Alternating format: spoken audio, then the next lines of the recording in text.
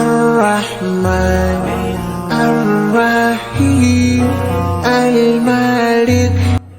Assalamualaikum warahmatullahi wabarakatuh. Segala puji bagi Allah, ya hanya kepadanya kami memohon pertolongan dan mohon ampunan. Kami berlindung kepada Allah dari kejahatan dan keburukan amalan kami. Kami akan menayangkan video selanjutnya setelah kisah Nabi Ishaq alaihissalam, yaitu kisah Nabi Yakub alaihissalam yang merupakan anaknya Nabi Ishaq alaihissalam dan juga cucu dari Nabi Ibrahim alaihissalam. Jika ingin melihat kisah Nabi sebelumnya, Anda bisa cek video di channel kami. Israil adalah nama lain dari Yakub alaihissalam, yaitu Yakub bin Ishaq bin Ibrahim alaihimussalam. Disebutkan bahwa Israil dari kata Isra dan Il. Isra artinya hamba dan Il artinya Allah. Jadi Israil artinya hamba Allah. Hal ini sebagaimana Jibril, Mikail, Israfil, maka semuanya di akhirnya adalah Il, yang artinya adalah Allah. Beliau jugalah yang merupakan nenek moyangnya Bani Israil. Sudah kita bahas dalam kisah Nabi Ishaq alaihissalam sebelumnya, bahwa beliau memiliki dua anak kembar, yang pertama bernama Iswa atau Ais, dan yang kedua bernama Yakub atau Israil. Ais hobinya adalah berburu, dan dia pandai dalam berburu sehingga dicintai oleh Ishaq. Adapun Yakub lebih senang di rumah membantu ibunya, dan dia sangat disayang oleh ibunya. Adapun Nabi Yakub lebih banyak disebutkan dalam Al-Quran daripada Nabi Ishaq alaihissalam. Demikian juga dalam ayat-ayat lain yang memuji Nabi Yakub alaihissalam dengan menyebut sifat-sifatnya yang mulia. Di antaranya pertama, Yakub alaihissalam menunaikan nazarnya. Allah Ta'ala berfirman, semua makanan adalah halal bagi Bani Israel, melainkan makanan yang diharamkan oleh Israel untuk dirinya sendiri sebelum Taurat diturunkan. Katakanlah, jika kamu mengatakan ada makanan yang diharamkan sebelum turun Taurat, maka bawalah Taurat itu, lalu bacalah dia jika kamu orang-orang yang benar. Kedua, Allah mensifatinya dengan orang yang berilmu. Allah Subhanahu wa Ta'ala berfirman, dan sesungguhnya Yakub mempunyai pengetahuan, karena kami telah mengajarkan kepadanya, akan tetapi kebanyakan manusia tiada mengetahui. Ketiga, Allah mensifati Yakub dengan orang pilihan yang selalu mengingat akhirat dan mengingatkan akhirat kepada orang-orang. Allah Subhanahu wa Ta'ala berfirman, dan ingatlah hamba-hamba kami, Ibrahim, Ishaq dan Yakub yang mempunyai perbuatan-perbuatan yang besar dan ilmu-ilmu yang tinggi. Sesungguhnya kami telah mensucikan mereka dan menganugerahkan kepada mereka akhlak yang tinggi, yaitu selalu mengingatkan manusia kepada negeri akhirat. Dan sesungguhnya mereka pada sisi kami benar-benar termasuk orang-orang pilihan yang paling baik. Al-Qurtubi berkata, yaitu kami telah mensucikan mereka dengan mereka senantiasa mengingat akhirat dan bersiap untuk akhirat, semangat menuju akhirat, dan memotivasi orang-orang untuk akhirat. Keempat, Nabi Yakub hanya mengeluhkan kesedihannya kepada Allah dan bersabar dengan ujian Allah. Allah Subhanahu wa Ta'ala berfirman, dan Yakub berpaling dari mereka seraya berkata, aduhai duka citaku terhadap Yusuf.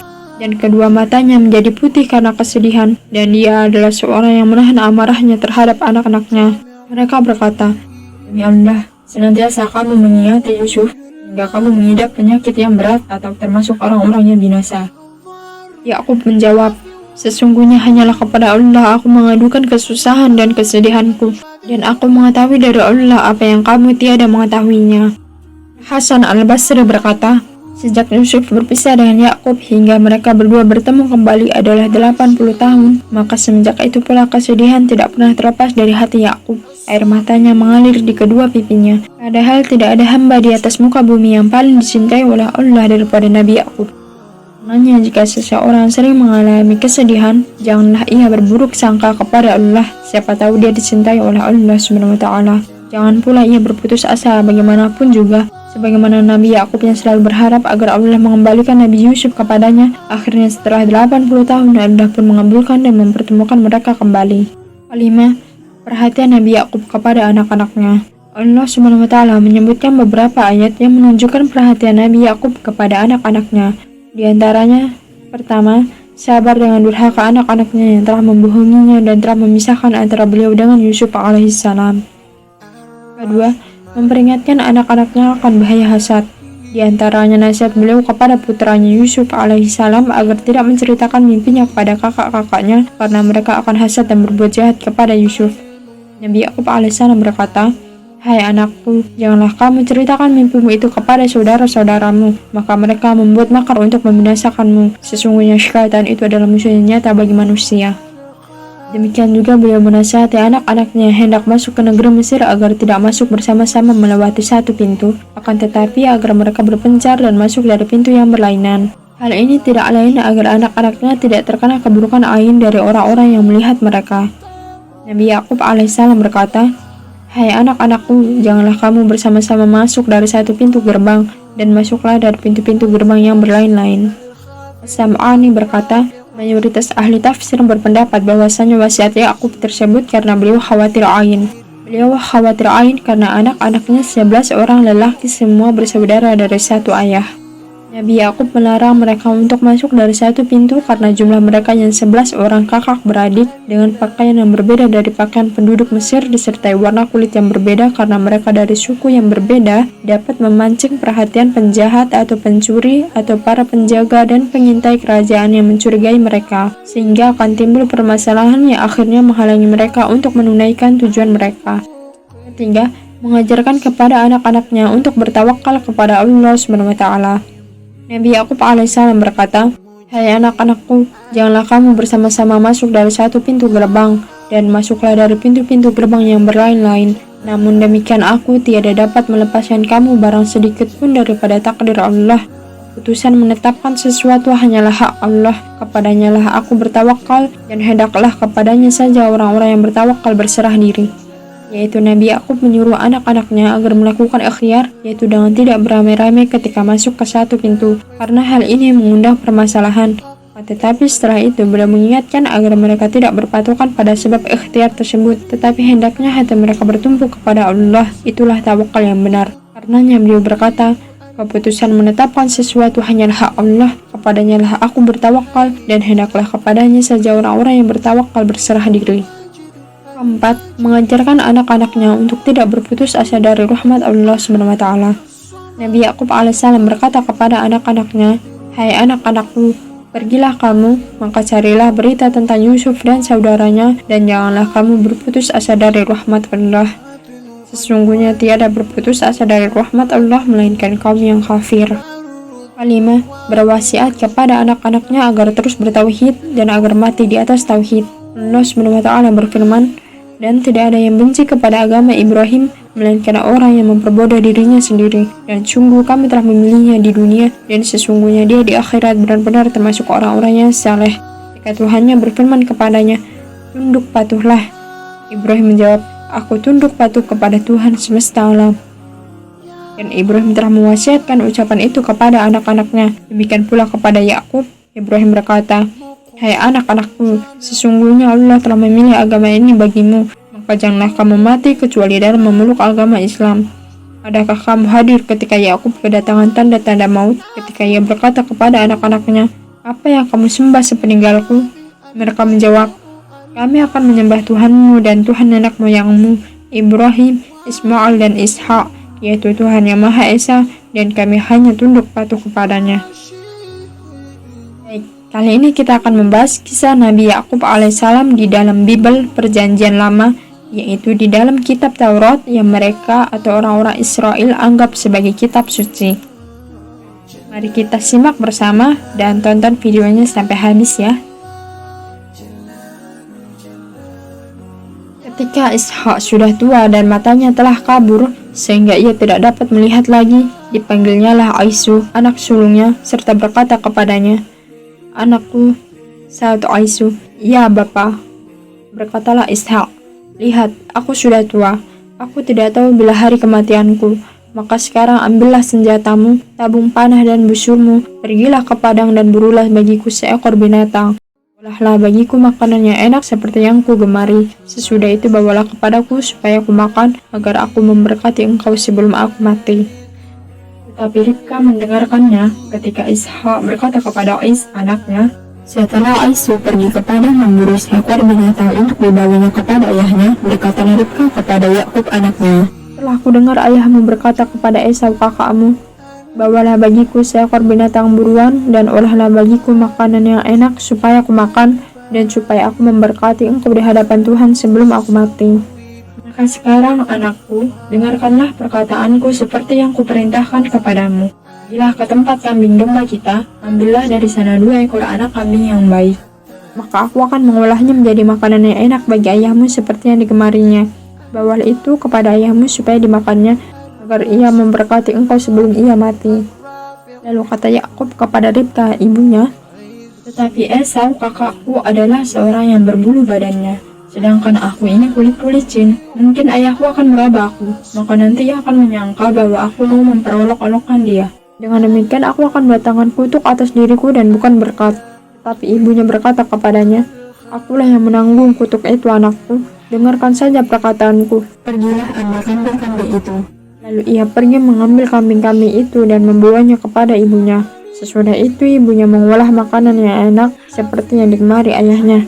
Kemudian Ribka mengambil pakaian yang indah kepunyaan Aisu anak sulungnya, pakaian yang disimpannya di rumah, lalu disuruhnya dikenakan oleh Yakub anak bungsunya. Kulit anak kambing itu dipalitkannya pada kedua tangan Yakub dan pada lehernya yang licin itu. Lalu ia memberikan makanan yang enak dan roti yang telah diolahnya itu kepada Yakub anaknya. Demikianlah Yakub masuk ke tempat ayahnya serta berkata, Bapa, sahut ayahnya, ya anakku, siapakah engkau?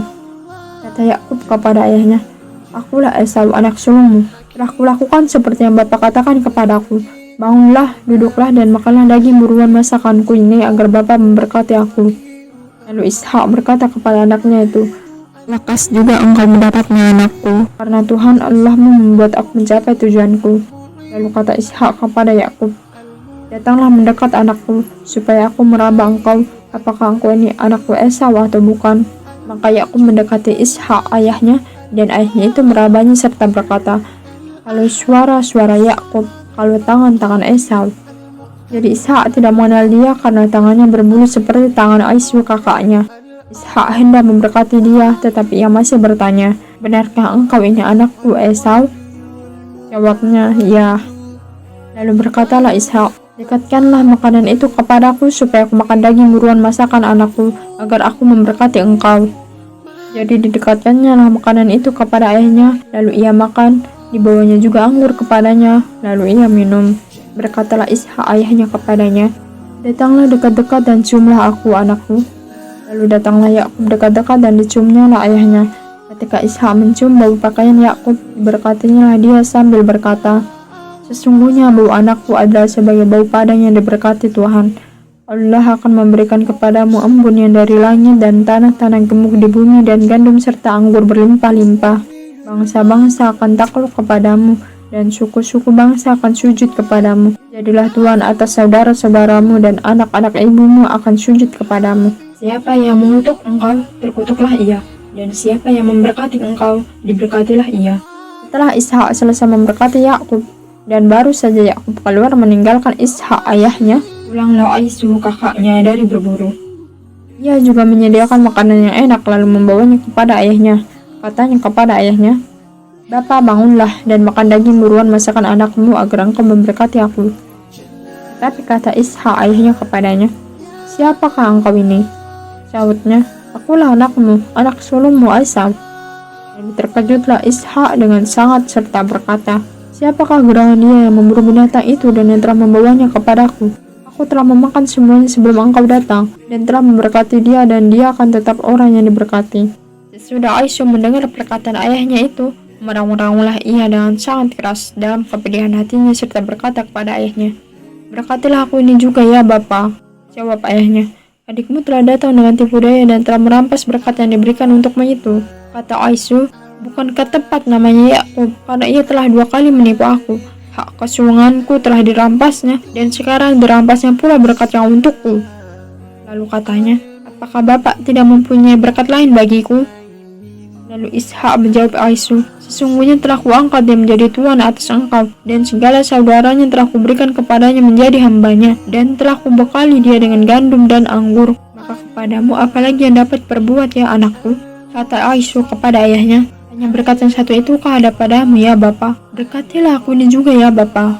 Dan dengan suara keras menangislah Aisu. Lalu Ishak ayahnya menjawab, sesungguhnya tempat kediamanmu akan jauh dari tanah-tanah gemuk di bumi dan jauh dari embun dari langit di atas. Engkau akan hidup dari pedangmu dan engkau akan menjadi hamba adikmu. Tapi akan terjadi kelak apabila engkau berusaha sungguh-sungguh, maka engkau akan melemparkan kukuk itu dari tengkukmu. Aisyah menaruh dendam kepada Yakub karena berkat yang telah diberikan oleh ayahnya kepadanya. Ia berkata kepada dirinya sendiri, hari-hari berkabung karena kematian ayahku itu tidak akan lama lagi. Pada waktu itulah Yakub adikku akan kubunuh. Ketika diberitahukan perkataan Aisyah anak sulungnya itu kepada Ribkah, maka disuruhnya lah memanggil Yakub anak bungsunya lalu berkata kepadanya, Esau kakakmu bermaksud membalas dendam membunuh engkau. Jadi sekarang anakku, dengarkanlah perkataanku. Bersiaplah engkau dan larilah kepada Laban saudaraku di Harwan dan tinggallah padanya beberapa waktu lamanya sampai kegeraman dan kemarahan kakakmu itu surut daripadamu dan ia lupa apa yang telah engkau perbuat kepadanya. Kemudian aku akan menyuruh orang menjemput engkau dari situ. Mengapa aku akan kehilangan kamu berdua pada satu hari juga? Cerita ini terdapat dalam kitab Kejadian di Perjanjian Lama. Tentu bagi kita sebagai umat Islam sangat sulit untuk membenarkan cerita ini, karena cerita ini berisi dengan tuduhan-tuduhan buruk kepada orang-orang saleh. Di antara keanehan kisah tersebut, yang pertama, tuduhan bahwa istri Ishak yang bernama Ribkah sebagai wanita pengkhianat dan pembuat makar. Kedua, tuduhan kepada Nabi Yakub alaihissalam sebagai penipu dan berbuat makar kepada ayah dan kakaknya. Tiga, kita tahu bahwa kenabian atau keberkatan bukan sebagai keturunan, sementara dalam kisah tersebut keberkatan diberikan oleh Ishak kepada anak tertua dan keberkatan hanya satu saja, sehingga anak yang lain tidak bisa mendapatkannya. Keempat, jika Ishak tertipu, lantas tentu Allah tidak akan bisa ditipu oleh Yakub. Bukankah Ishak berdoa kepada Allah untuk memberikan berkat? Kelima, begitu juga bagaimana mungkin kenabian bisa didapatkan dengan cara licik seperti ini? 6. Kisah ini juga menunjukkan kelalaian Ishak. Jika ia telah menyatakan Yakub berdusta, lantas kenapa ia masih memanggil Yakub dan mendoakan keberkatan lagi kepada Yakub setelah ia tahu ia telah ditipu Yakub? Kemudian Ishak memanggil Yakub, lalu memberkati dia serta memesankan kepadanya, janganlah mengambil istri dari perempuan Kan'an. Kita lanjutkan sejarah Bani Israel menurut versi mereka. Setelah itu Yakub pergi ke Harwan untuk bertemu dengan pamannya bernama Laban. Laban mempunyai dua anak perempuan, yang lebih tua namanya Lea dan yang lebih muda namanya Rahel. Yakub cinta kepada Rahel, sebab itu ia berkata, aku mau bekerja padamu 7 tahun lamanya untuk mendapat Rahel anakmu yang lebih muda itu. Sahut Laban, lebih baiklah ia aku berikan kepadamu daripada kepada orang lain, maka tinggallah padaku. Jadi bekerjalah Yakub 7 tahun lamanya untuk mendapat Rahel itu. Tetapi yang 7 tahun itu dianggapnya seperti beberapa hari saja karena cintanya kepada Rahel. Sesudah itu berkatalah Yakub kepada Laban, berikanlah kepadaku bakal istriku itu, sebab jangka waktuku telah genap, supaya aku akan kawin dengan dia. Lalu Laban mengundang semua orang di tempat itu dan mengadakan perjamuan. Tetapi pada waktu malam diambilnya Lea anaknya, lalu dibawanya kepada Yakub. Maka Yakub pun menghampiri dia. Lagi pula Laban memberikan Zilfa budak perempuannya kepada Lea anaknya itu. Tapi pada waktu pagi tampaklah bahwa itu Lea. Lalu berkatalah Yakub kepada Laban, apakah yang kau perbuat terhadap aku ini? Bukankah untuk mendapat Rahel aku bekerja padamu? Mengapa engkau menipu aku? Jawab Laban, tidak biasa orang berbuat demikian di tempat kami ini, mengawinkan adiknya lebih dahulu daripada kakaknya. Genapilah dulu 7 hari perkawinanmu dengan anakku ini, kemudian anakku yang lain pun akan diberikan kepadamu sebagai upah, asal engkau bekerja pula padaku 7 tahun lagi. Maka Yakub berbuat demikian. Ia menggenapi ke-7 hari perkawinannya dengan Lea. Kemudian Laban memberikan kepadanya Rahel anaknya itu menjadi istrinya. Lagi Laban memberikan Bilha budaknya perempuan kepada Rahel anaknya itu. Yakub menghampiri Rahel juga, malah ia lebih cinta kepada Rahel daripada kepada Lea. Demikianlah ia bekerja pula pada Laban 7 tahun lagi. Dalam syariat mereka, menurut perjanjian lama, seseorang boleh menikahi dengan 2 wanita yang bersaudara. Nabi Yakub memiliki 2 istri kakak beradik. Yang pertama bernama Lea dan yang kedua bernama Rahel. Dalam pernikahan tersebut, Allah SWT menutup kekurangan Lea dan memberikannya karunia berupa melahirkan beberapa anak laki-laki dari Yakub. Hal ini membuat Rahel cemburu karena dia belum memberikan seorang anak setelah lama menikah dengan Yakub. Rahel mempunyai budak wanita bernama Bilha, sedangkan Lea memiliki budak wanita bernama Zilfa. Karena Rahel belum memberikan anak, akhirnya dia menghadiahkan budaknya kepada Yakub. Dan Yakub pun menikahinya lalu memiliki anak dari Bilha. Dan Lea ternyata cemburu, maka dia pun memberikan budaknya yang bernama Zilfa kepada Yakub. Lalu Yakub menikahinya dan memiliki anak. Dan disebutkan setelah sekian lama Rahil pun akhirnya melahirkan anak bernama Yusuf, dan setelah beberapa waktu lama akhirnya melahirkan lagi seorang anak yang bernama Binyamin. Maka Yakub memiliki anak dari 4 orang istrinya, total anaknya ada 12 orang. Nama-nama anaknya adalah, dari istri pertamanya yaitu Lea, anaknya adalah Ruben, Simon, Lewi, Yahuda, dan ini adalah asal nama Yahudi, Isakhor, dan Zebulun. Lalu anak-anak Rahil adalah Yusuf dan Binyamin. Kemudian anak-anak Bilha, budak wanitanya Rahil adalah Dan dan Naftali. Dan terakhir anak-anak dari Zilpha, budak wanitanya Lea adalah Gad dan Akhir.